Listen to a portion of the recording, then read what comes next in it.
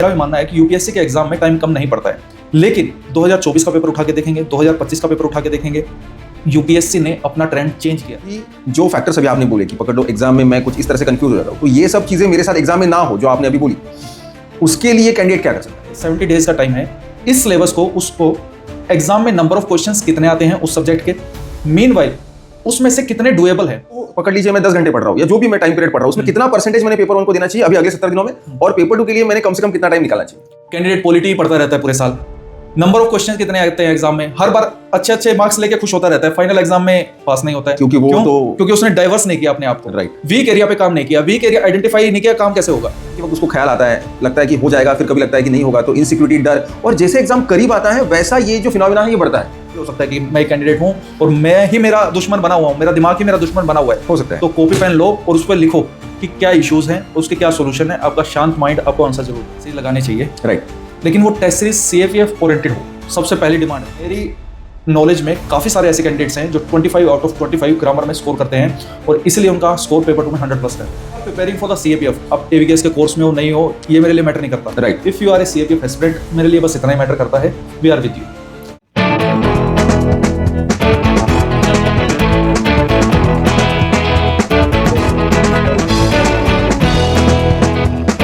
Welcome to AVKS।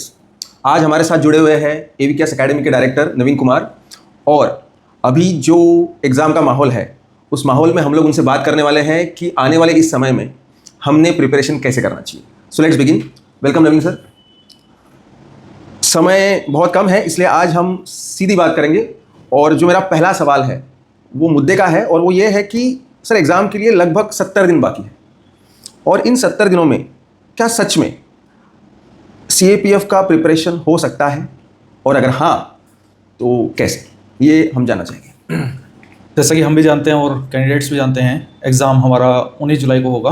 Right, 2 paper होंगे, paper 1 और paper 2। Paper 1 आपका 250 मार्क्स का है जो कि ऑब्जेक्टिव टाइप है, और पेपर 2 आपका 200 मार्क्स का है जो कि सब्जेक्टिव नेचर का है या डिस्क्रिप्टिव नेचर का है। Right, right sir. दोनों पेपर का अपना एक सिलेबस है। पेपर 1 में जनरल स्टडीज, मैथ्स और रीजनिंग आता है, 125 MCQs उसके बिहाफ पे है, हर सब्जेक्ट के अलग अलग MCQs हैं। राइट, पेपर 2 में डिस्क्रिप्टिव में जनरल स्टडीज और इंग्लिश में हम इसको डिवाइड कर सकते हैं। इसमें 6 कंपोनेंट्स हैं: एसे, आर्गुमेंट, रिपोर्ट राइटिंग, प्रीसिज, कॉम्प्रिहेंशन और द ग्रामर पार्ट।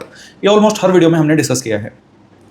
अब जो भी कैंडिडेट इस वीडियो को देख रहा है या CAPF का एग्जाम देने का सोच रहा है, वो जनरली मैं कंसिडर करता हूँ कि 2 कैटेगरी से होगा। एक वो जो बिल्कुल फ्रेशर है, शायद अभी कॉलेज में हाल ही में पास आउट हुआ है या कॉलेज में है, हिट एंड ट्रायल करना चाहता है अपनी लाइफ में और CAPF एग्जाम की इस टाइम पे तैयारी स्टार्ट करना चाहता है। उसने अभी तक कुछ भी नहीं पढ़ा है, ना पेपर 1 का पढ़ा है ना पेपर 2 का पढ़ा है, कंप्लीटली फ्रेशर, बिल्कुल कंप्लीटली फ्रेशर है।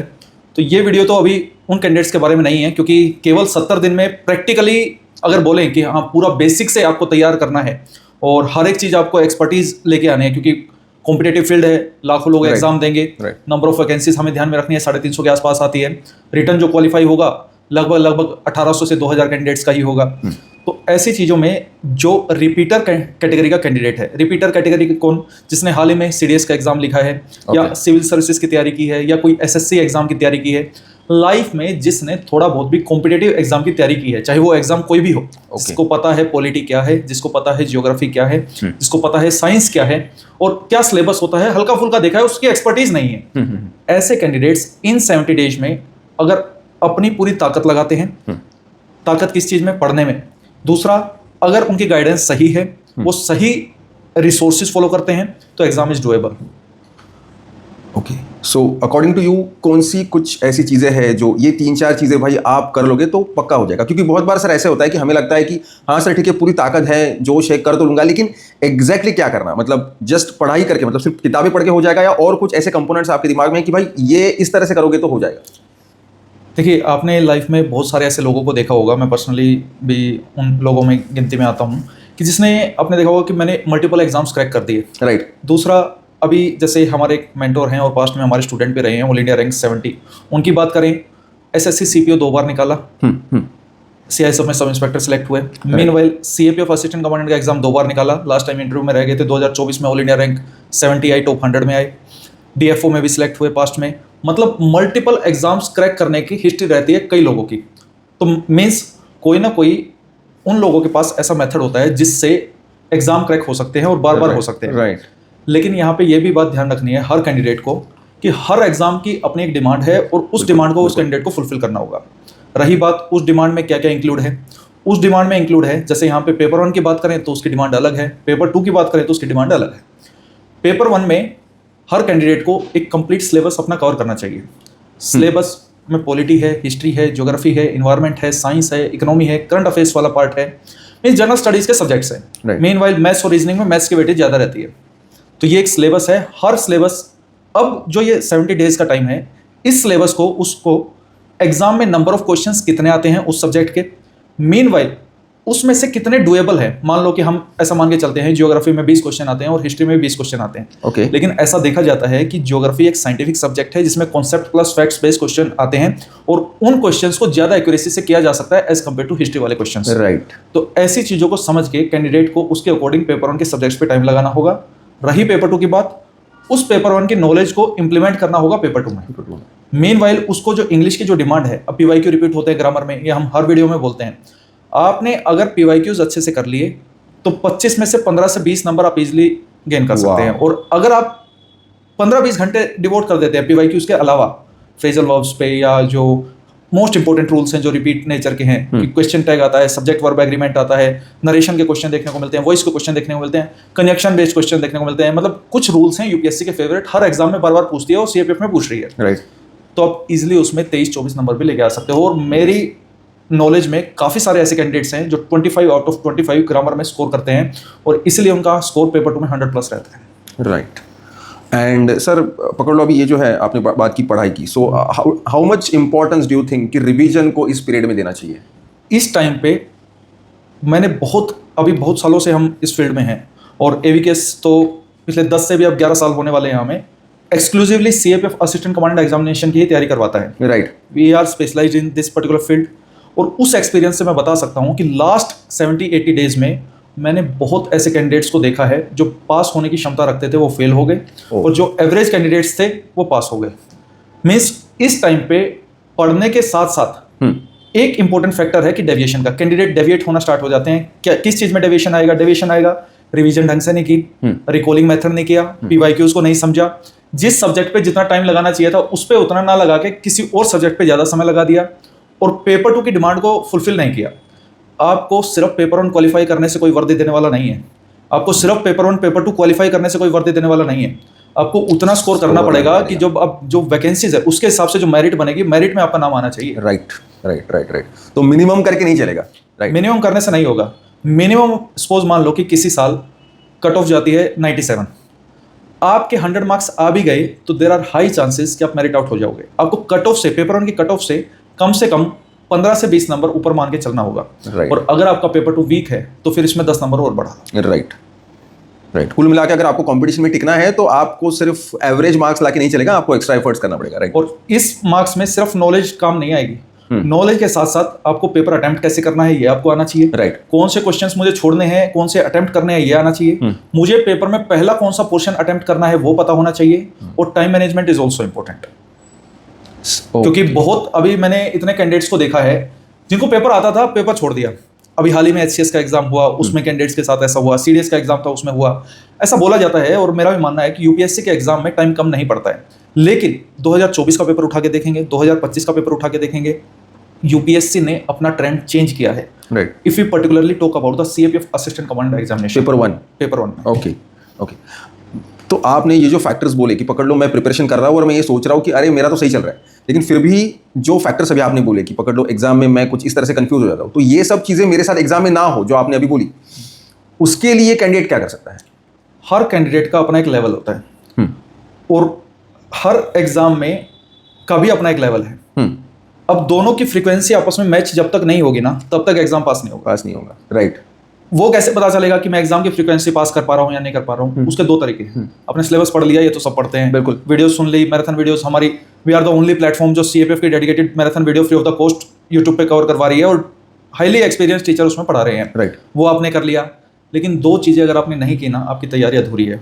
One thing is the PYQ, second thing is the test series. Test series आप पीवाईक्यू से आप यूपीएससी की क्या फ्रीक्वेंसी है, क्या डिमांड है, वो आप समझेंगे। टेस्ट सीरीज से आप अपनी फ्रीक्वेंसी इनहेंस करेंगे। वो जब लेवल मैच होगा आपस में, तब जाके उस कैंडिडेट का लेवल अपलिफ्ट होगा। हर कैंडिडेट को ऐसा लगता है मैं पास हो जाऊंगा, या ऐसा भी लगता है मोमेंट पे माइंड फ्लक्चुएट करता है कि शायद पास नहीं होगा, क्या पता उसके अंदर कैपेबिलिटी हो पास होने की, लेकिन ये तो उसकी थिंकिंग है ना, उसके माइंड के बियॉन्ड उसको जाके सोचना पड़ेगा, किसी एक्सपर्ट के साथ उसको मिलना पड़ेगा, मेंटोर के साथ उसको डिस्कस करना पड़ेगा। एंड एवीकेएस पे मैं ये openly free of the cost हमारा मेंटरशिप प्रोग्राम है। आप ऑफलाइन आओ, कुछ डिस्कस करना है मेंटोर से, रिकमेंडेड कैंडिडेट्स यहाँ पे बैठे रहते हैं, मेंटोर्स यहाँ पे बैठे रहते हैं, टीचर्स यहाँ पे अवेलेबल हैं, आपको जिस टीचर से जो पूछना है आके पूछिए, कोई पैसा नहीं है। ऑनलाइन पे नंबर अवेलेबल है, कॉल करके कुछ डिस्कस करना है, अपना प्रेशर ही रिलीज करना है। सर मुझे बहुत प्रेशर हो रहा है, मैं क्या करूं, बात करनी तो our team will assist that. Right, absolutely. Sir कुछ अगर पकड़ लो test series according to you is so much important, तो ठीक है टेस्ट सीरीज तो लगाना चाहिए, और इस बात से तो कोई भी एक जेन्युइन स्टूडेंट जो टॉपर है वो सहमत होगा कि जो चीज़ आपको, ऐसा कोई स्टूडेंट नहीं जिसने टेस्ट सीरीज ना लगाई हो, Right. ऐसा कोई स्टूडेंट जो ऐसा बोल रहा है ना वो अधूरा सच बता रहा है। राइट, हो सकता है कि मतलब उसने किसकी लगाई वो मैटर नहीं करता, टेस्ट सीरीज सबने लगाई होती है। राइट। लेकिन सर अगर पकड़ लो, मैं आपसे ये पूछना चाहूँ कि तो मतलब तो मैंने अगर एवीकेएस की टेस्ट सीरीज लगानी है तो एवीकेएस की टेस्ट सीरीज क्यों, what is such unique thing that you provide? देखो सबसे पहली बात तो ये कि मेरा ये मानना है कि कैंडिडेट को टेस्ट सीरीज लगानी चाहिए, राइट, लेकिन वो टेस्ट सीरीज सीएफएफ ओरिएंटेड हो, सबसे पहली डिमांड है। अबाउट एवीकेएस ये प्लेटफॉर्म ही ऐसा है, it's a Gurukul for the CAPF aspirants, जो एक्सक्लूसिवली सीएपीएफ असिस्टेंट कमांडेंट के में डील करता है, पूरी टीम ही डिवोटेड उस चीज के लिए है, तो स्पेशलाइज चीजें, फोकस चीजें आपको यहाँ पे मिलेंगी, पहला पॉइंट। राइट। दूसरा पॉइंट, हम पेपर 1 और पेपर 2 की डिमांड को काफी अच्छे से समझते हैं। पेपर 1 के लिए जब बात टेस्ट सीरीज की आती है, वी प्रोवाइड 55 टेस्ट, उसमें पेपर 1 पेपर 2 दोनों मिला के हमारे पास सेक्शनल टेस्ट भी हैं, रिविजनल टेस्ट भी हैं और फुल एंड टेस्ट भी हैं। राइट, वो सारा स्टूडेंट्स को पता है, Pratibha test series is there. हर टेस्ट सीरीज का पर्पज अलग है, सेक्शनल टेस्ट का पर्पज अलग है, रिविजनल टेस्ट का पर्पज अलग है, फुल एंड टेस्ट का पर्पज अलग है। अब बात आती है ओवरऑल टेस्ट सीरीज की। सबसे पहले एवीकेएस से पहले हमें यह समझना है कि टेस्ट सीरीज क्यों इंपॉर्टेंट है। राइट। टेस्ट सीरीज से काफी सारे फायदे होते हैं। अबाउट एवीकेएस, मैं जब एवीकेएस में टेस्ट सीरीज बनती है, मैं पर्सनली इस चीज पे ध्यान देता हूं कि जो टेस्ट बना रहा है उसका स्टैंडर्ड क्या है, राइट, उसने पास्ट में एग्जाम क्लियर कर रखा है, इसके साथ साथ वो एग्जाम की डिमांड को अच्छे से समझता है या नहीं। दूसरी बात, टेस्ट सीरीज के मल्टीपर्पज होने चाहिए, मेरा ऐसा मानना है। एवीकेएस की टेस्ट सीरीज मल्टीपर्पज आपके फुलफिल करेगी कैंडिडेट के। Right. पहला, कवरेज आपकी इनहेंस करेगी। There are number of topics ऐसे होते हैं जो बुक्स में इजीली कैंडिडेट्स फोकस नहीं करते हैं या बुक्स में गिवन ही नहीं होते हैं। टेस्ट सीरीज में अगर ऐसे क्वेश्चंस इनकलकेट किए जाए Right. तो जो टॉपिक्स उसको इधर उधर ढूंढने पड़ेंगे, घूमना पड़ेगा, वो टेस्ट सीरीज में कवर को मिल जाएंगे। राइट। दूसरी बात, टेस्ट सीरीज रिकॉलिंग का एक अच्छा मेथड है। आप घर से कुछ पढ़ के आए, आपको पता है इस चीज का टेस्ट है, आज पॉलिटी का टेस्ट है, आज जियोग्राफी का टेस्ट है, अब एग्जाम में बैठ के कितने क्वेश्चंस आप रिकॉल कर पा रहे हो, ये टेस्ट सीरीज से आपको पता चलेगा। राइट। इसके अलावा टेस्ट सीरीज आपको हेल्प करेगी कि कौन सा मेरा एरिया वीक है और कौन सा मेरा एरिया स्ट्रॉन्ग है। राइट। जो स्ट्रॉन्ग है उस पे अब टाइम रिड्यूस करने का समय है, मतलब उसको स्टेगनेंट रखो, और जो वीक एरिया है अब वहां पे नंबर बढ़ाने का समय है। राइट। कैंडिडेट पॉलिटी पढ़ता रहता है पूरे साल, नंबर ऑफ क्वेश्चंस कितने आते हैं एग्जाम में, हर बार अच्छे अच्छे मार्क्स लेके खुश होता रहता है, फाइनल एग्जाम में पास नहीं होता है। क्योंकि वो तो क्योंकि उसने डाइवर्स नहीं किया अपने आप को। राइट। वीक एरिया पे काम नहीं किया, वीक एरिया आइडेंटिफाई नहीं किया, काम कैसे होगा। राइट। हर टेस्ट का लेवल अलग है। आपका जब मार्क्स आने स्टार्ट होते हैं तो कॉन्फिडेंस बढ़ेगा। Right. मार्क्स नहीं आते हैं तो पता चलेगा कि क्यों नहीं आ रहे हैं। खड़ा हूं। और जब मार्क्स नहीं आ रहे हैं उसकी एनालिसिस में हमारी टीम हमारी हेल्प करती है कैंडिडेट की। राइट। कि कौन सी सिली मिस्टेक कर रहा है, कौन सी कॉन्सेप्चुअल मिस्टेक कर रहा है, Right. और कौन सी फैक्चुअल मिस्टेक्स कर रहा है, और किस तरीके से इन मिस्टेक्स को सुधारा जा सकता है जिससे फाइनल एग्जाम में उसका सिलेक्शन हो पाए। इसके अलावा टाइम मैनेजमेंट, टेस्ट सीरीज जब बात फुल एंड टेस्ट की आती है, 10 मई से फुल एंड टेस्ट स्टार्ट हो रही है एवीकेएस की, वही टाइमिंग, वही माहौल, वही प्रेशर हैंडलिंग भी सिखाती है। राइट। 10 से 12 पेपर 1, 2 से 5 पेपर 2। अब बात होगी, ये तो कैंडिडेट ने टेस्ट लिख दिया इस माहौल में, यूपीएससी के स्टैंडर्ड का टेस्ट उसने लिख के चला गया वो। जब बात पेपर 2 इवैल्यूएशन की आती है, पेपर 1 तो हमने स्कैन किया, ठीक है, हो गया, इतना मार्क्स है, ये आंसर की दे दी, सब कुछ हो गया। इसमें भी पेपर 1 की जो एक्सप्लेनेशन है वो हाईली डिटेल्ड एक्सप्लेनेशन है कि चारों ऑप्शंस को कवर किया है जिससे उसकी रिवीजन भी होती रहे। ओके। दूसरा बात आती है पेपर 2 इवैल्यूएशन की, जो इवैल्यूएट करता है ना केवल उसने एग्जाम्स क्लियर किए हैं, सीएपीएफ की मैं बात कर रहा हूं, मल्टीपल टाइम्स, ओके, 100 से ज्यादा पेपर 2 में स्कोर किया है। इसके अलावा he she has ability to guide someone. सबसे ज्यादा इंपॉर्टेंट पॉइंट मैं ये समझता हूं कि किसी के अंदर ये एबिलिटी होनी चाहिए, वही मेंटोर होगा। कि जो सिर्फ ये कोई क्राइटेरिया थोड़ी होता है कि बस किसी को भी उठा के रख दिया। यहाँ पे we believe in transparency, we believe in accountability. Even आप ऑनलाइन कैंडिडेट भी है ना, तो आप कभी भी मेंटोर किसने चेक किया है ना, उसका नाम रहेगा, कभी भी उसको कॉल कर सकते हैं, या अलग से जो इनरोल्ड कैंडिडेट है उनको एक अलग नंबर मिलता है Right. कि आप कॉल करो और पूछो कि क्या डाउट है मेरा, Right. रिटर्न फीडबैक के अलावा। और मिलने तो कितनी बार भी आ सकता है उसका कोई, सो वर्बल फीडबैक भी हम लोग देते हैं। वर्बल फीडबैक हम देते हैं उसमें। सर ठीक है, मतलब टेस्ट सीरीज का जो इंपॉर्टेंस है वो मुझे लगता है सारे कैंडिडेट्स को समझ में आ गया होगा कि इट इज मस्ट थिंग, है ना। एंड सर और एक चीज़, पढ़ाई करते वक्त ना, मतलब पता नहीं क्यों, लेकिन मेरा जो इंक्लिनेशन है, सुबह उठा और पढ़ाई करने के लिए लग गया, तो एक दिन भर बस पेपर 1 पे मैं अटका रहता हूँ, और पेपर 2 जो है, like I keep on feeling कि अरे यार पेपर 2 मतलब मिस आउट हो रहा है, ज़्यादा नहीं दे रहा उसको समय, लेकिन फिर भी पेपर 1 से मैं बाहर निकल पाता हूँ। तो मुझे बस ये पूछना है कि मतलब कैसे डील करें इस सिचुएशन के साथ। पेपर 1 को पकड़ लीजिए, मैं 10 घंटे पढ़ रहा हूँ या जो भी मैं टाइम पीरियड पढ़ रहा हूँ, उसमें कितना परसेंटेज मैंने पेपर 1 को देना चाहिए अभी अगले 70 दिनों में, और पेपर 2 के लिए मैंने कम से कम कितना टाइम निकालना चाहिए। अभी जो मैंने ऑब्जर्व किया ना, मेरे पास पर्सनली भी आते हैं, हालांकि मैं थोड़ा सा इंटरव्यू में बिजी हूँ, अभी मॉक इंटरव्यूज चल रहे हैं कैंडिडेट्स के, लेकिन फिर भी जितनी बात हो पाती है, सबसे पहला डाउट आता है कैंडिडेट का, मैं कितने घंटे पढ़ूँ। हाँ, इस टाइम पे चक दे इंडिया वाला काम करना है आपको। कितने घंटे पढ़ूँ कुछ मैटर नहीं कर रहा, अब घंटे गए कि कितने पढ़ूं। अब जितने पढ़ने की क्षमता रखते हो पढ़ते रहो। राइट। अब आपको 10 घंटे बैठना होगा, कभी वो 12 भी होंगे, कभी वो 8 भी होंगे। आप इस पे स्टक मत होना, इस चीज पे। राइट। दूसरी बात, मैंने सेशन के स्टार्टिंग में ही आपको बताया, इस टाइम पे कैंडिडेट डेविएट होगा। राइट। और ये वही डेविएशन है जो आप बात कर रहे हो, जो मैंने आपको बोला कि मेरा मन नहीं लग रहा पढ़ाई में, अब मैं क्या करूं, मुझसे होगा या नहीं होगा, सेल्फ डाउट क्रिएट होगा, मैं शायद इसके पास चला जाऊं, मैं एवीकेएस के पास आ जाऊं, मैं उसके पास चला जाऊं, 10 दिन मेरे पास आएगा, 10 दिन आपके पास जाएगा, 10 दिन उसके पास जाएगा। This is the deviation. आप एक चीज को पकड़ो, ये मुझे करना है, ये मेरा टारगेट है, इतने दिन में मेरा इस सब्जेक्ट तैयार हो जाना चाहिए। उसके लिए जब तक दृढ़ निश्चय नहीं होगा ना माइंड में, तब तक ये डेविएशन आता रहेगा। इसको दूर कैसे करना है, ये देखना होगा कि किस चीज से डेविएशन आ रहा है। मोबाइल से आ रहा है, दोस्तों से आ रहा है, या किसी और चीज से आ रहा है। हर चीज को हटाना होगा। अगर खुद से ही आ रहा है, ऐसा भी हो सकता है कि मैं एक कैंडिडेट हूं और मैं ही मेरा दुश्मन बना हुआ हूं, मेरा दिमाग ही मेरा दुश्मन बना हुआ है, हो सकता है। तो कॉपी पेन लो और उस पर लिखो कि क्या इश्यूज हैं, उसके क्या सोल्यूशन है। आपका शांत माइंड आपको आंसर जरूर देगा। एब्सोल्युटली ट्रू सर, क्योंकि बहुत बार ये देखा गया है कि कैंडिडेट जो है, मतलब प्रिपरेशन के वक्त उसको ख्याल आता है, लगता है कि हो जाएगा, फिर कभी लगता है कि नहीं होगा, तो इनसिक्योरिटी, डर, और जैसे एग्जाम करीब आता है वैसा ये जो फिनोमिना है ये बढ़ता है।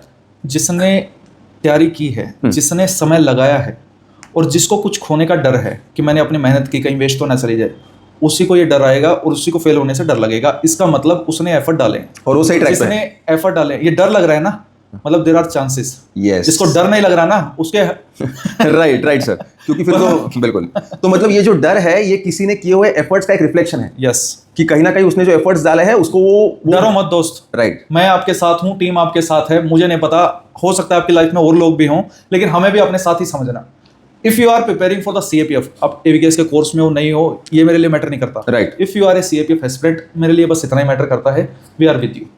आपको कुछ भी सपोर्ट चाहिए, हम हैं उस चीज़ को प्रोवाइड करवाने के लिए। राइट। चाहे इसमें इमोशनल सपोर्ट है, चाहे आपका नॉलेज बेस स्ट्रॉन्ग करना है, चाहे पेपर 2 की प्रैक्टिस करवानी है, चाहे आपका इवैल्यूएशन करना है, चाहे कुछ भी है। एब्सोल्युटली। लाइक आई थिंक कि हम लोगों को कुछ बातें आज बहुत अच्छे से क्लियर हो गई कि टेक्निकली जो चीज़ें हैं जो हमने करनी चाहिए, और दूसरी बात ये है कि the kind of support he is ready to provide. I think we don't need anything else apart from this. अभी बस मुझे चाहिए अपना जज्बा और अपना कन्विक्शन कि मुझे बैठना है और करना है, और उसके अलावा मैंने आज शुरू कर दिया और 2 घंटे बाद भी मुझे कोई डाउट आया, मुझे लगा कि अरे यार कुछ इशू है, so the AVKS team is ready to support you in all the way they can, right. So I would recommend personally कि test series is something that we should go for, and then we can really think that we are doing right thing for our preparation of CAPF for the exam on 19 July. So I would like to say all the best to all of you, and thank you very much Naveen sir for all your support. Thank you.